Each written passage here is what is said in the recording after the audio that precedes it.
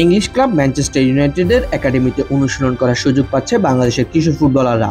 শুধু অনুশীলন নয়, সুযোগ থাকছে সেখানকার তারকা খেলোয়াড়দের সঙ্গে সাক্ষাৎ ও ওল্ড ট্রাফোর্ডে বসে খেলা দেখার সুযোগ। সুযোগটি তৈরি করে দিচ্ছে বিশ্বের শীর্ষস্থানীয় একটি বাণিজ্যিক প্রতিষ্ঠান অ্যাপোলো টায়ার্স। ম্যানচেস্টার ইউনাইটেড ও অ্যাপেল টায়ার্সের যৌথ উদ্যোগে প্রথমবারের মতো বাংলাদেশে আয়োজিত হয়েছে গ্রাসরুট ফুটবল কার্যক্রম ইউনাইটেড উই প্লে।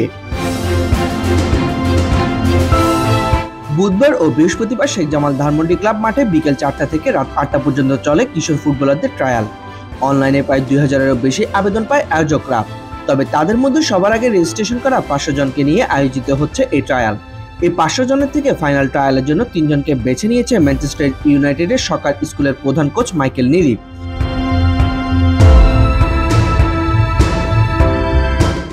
ফাইনাল ট্রায়ালে জায়গা করে নেওয়া 3 জন হলেন সিরাজগঞ্জের সাদনান সাজিদ অয়ন, জয়পুরহাটের পাপন রায় ও গাইবান্ধার রাহাত শেখ। ফাইনাল ট্রায়াল অনুষ্ঠিত হবে ভারতের বেঙ্গালুরুতে। সেখানে আরও অংশ নেবে ভারত, নেপাল, থাইল্যান্ড ও সংযুক্ত আরব আমিরাতের প্রতিভাবান খেলোয়াড়রা। তাদের মধ্য থেকে প্রতি দেশের একজন সুযোগ পাবে ম্যানচেস্টার ইউনাইটেডের সকার স্কুলে। অবশ্যই পারফরম্যান্স বিবেচনায় বাড়তে পারে এই সংখ্যা।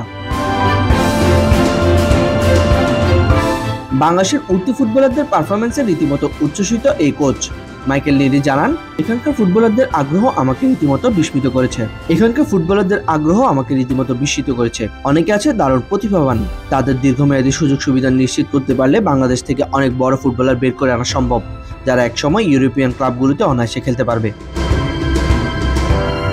সাইদ শামস, অফসাইড।